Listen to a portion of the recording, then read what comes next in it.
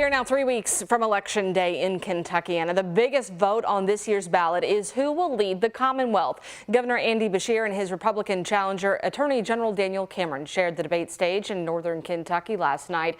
The debate hosted by our ABC affiliate in Cincinnati, WCPO, and Northern Kentucky University. It was the first and only Northern Kentucky debate this election season. Crime was a major issue the candidates took questions on, and with Cameron taking aim at Beshear's COVID-era policy, which allowed the release of more than 1,700 inmates. Until a couple of days ago, I was saying only a third of those had recommitted felony offenses. Turns out I was wrong. It's more than 50% have recommitted felony offenses, making our communities less safe and our law enforcement's job more difficult. And working with corrections, we've achieved the lowest recidivism rate in the history of Kentucky. But what he won't tell you is the numbers he's putting forward about those who are commuted. The vast majority of them, if they committed a crime, was after they would have already been out. Now, both candidates released their own public safety plans, which include increased funding for law enforcement. The debate also addressed other key issues like abortion, education, and the economy. You can find the links to where the candidates stand on each of those issues on WHAS11.com. Here is a reminder of some key dates leading up to Election Day on November 7th. You have just a week until October 24th to submit a mail-in absentee request online. Excused in-person absentee voting starts on the 25th, and the no-excuse absentee voting starts November 2nd. Briana Taylor forever changed the city of Louisville and the world, but will her story impact the race for governor, specifically among Jefferson County voters? We posed that question to election experts and activists, and our senior reporter Isaiah Kim Martinez and photojournalist Emma Gefter explain the issue appears to have taken a back seat in both campaigns. Well, back in the summer, Briana Taylor's own mother joined an effort by a national social justice group to ensure her daughter's name would be prevalent in the governor's race. So far here in October, neither campaign has really keyed in on that issue. Of all the challenges facing Jefferson County, will the death of Briana Taylor, now more than 3.5 years ago, move the needle for Louisvillians at the polls in November? 36 months in politics is a long, long time. While that question is difficult to answer, it is apparent in this race for Kentucky governor, both incumbent Democrat Andy Beshear and Republican challenger Daniel Cameron have largely steered clear of her name. When you go back to the Briana Taylor issue and the protesting downtown Louisville and around the country, that's going to bring up some open sores within the electorate, and I think both sides are very hesitant to do that. Dr. Kurt Jefferson is the Dean of Graduate Education at Spalding University, with more than 3 decades of experience teaching political science. He speculates both campaigns are treading carefully, trying not to alienate their voter bases. But if you start injecting this in at this point, I think it could go and have a boomerang effect in the wrong direction for the governor. Our Doug Proffitt discussing the issue with Chanel Helm, lead organizer for Black Lives Matter Louisville. Do you think, though, she's going to have the impact that had this election happened in 2021, 2022? No, because that's a particular moment, and there was a particular energy that was there. But Jefferson adds, with 3 weeks left to go, it's not impossible for Taylor's name to come back up before the race is all said and done. Isaiah Kim Martinez, WHAS 11 on your side. Election experts tell us the economy, education, and improving public safety remain the top 3 issues on most Kentucky voters' minds. Well, now to the Middle East, where the Israeli-Hamas war continues to rage on. A growing humanitarian crisis now unfolding in Gaza. President Biden is set to visit Israel and Jordan tomorrow as Israel prepares for a potential ground invasion.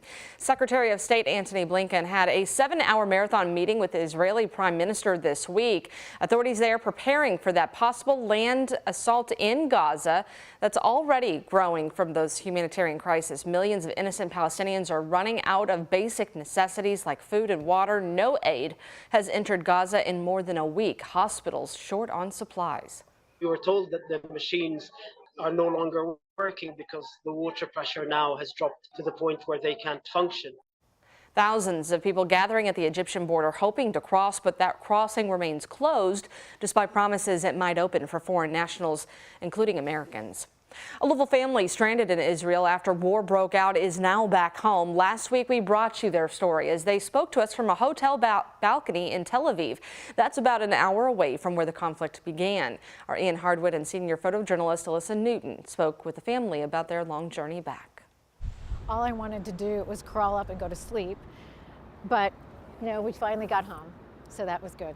Linda Schuster spent over 30 hours traveling back to her Kentucky home. She went to Israel with her family so her father could see the country for the first time. And we were ready to start kind of our whirlwind tour. They walked over thousands of years of history, but ended up caught in the middle of it as Hamas led one of the deadliest attacks against Jews since the Holocaust. But we heard bombs the whole time we were there. The family started taking shelter halfway through their trip. Shrapnel rained down as Israel's defense system, the Iron Dome, took out Hamas's rockets.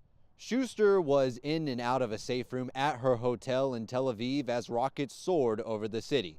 Airlines were canceling flights, and Israel declared war on Hamas, limiting her options on how to make it back home. On their return journey, the family had to split up. Their original flight home was canceled. Oh my gosh, it was mass chaos. Instead, they squeezed onto an Israeli airline for a flight into Eastern Europe. But we missed our flight in Amsterdam because our flight was late from Budapest to Amsterdam. So we had to spend the night again in Amsterdam, and then we finally got home Friday night.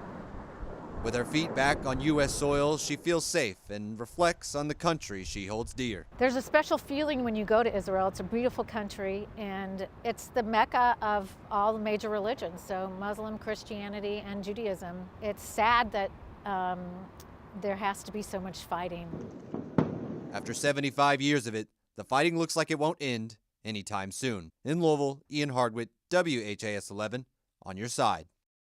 And there are still people in Israel trying to escape the chaos. Monday, a cruise ship chartered by the U.S. government was expected to take Americans out of the country and into Cyprus with around 2,000 on board.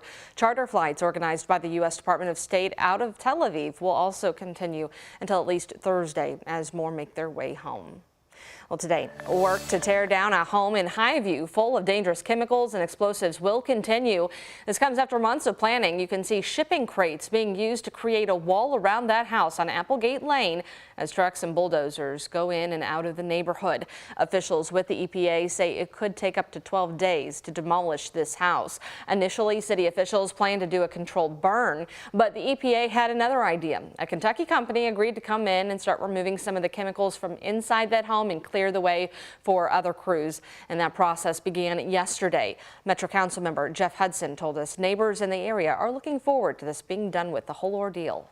2 weeks, once all that's gone, then I think we'll have a sigh of relief. Until then, there's still the hassle of the roads being closed and the noise of the deconstruction.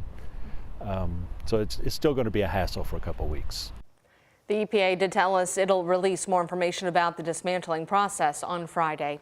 The homeowner, Mark Hibble, still in jail. At the last hearing, a judge lowered his bond to $10,000 and said if released, he has to seek psychiatric care at Wellspring. He's charged with wanton endangerment and burglary for squatting inside a next-door home. Hibble is expected back in court October 30th.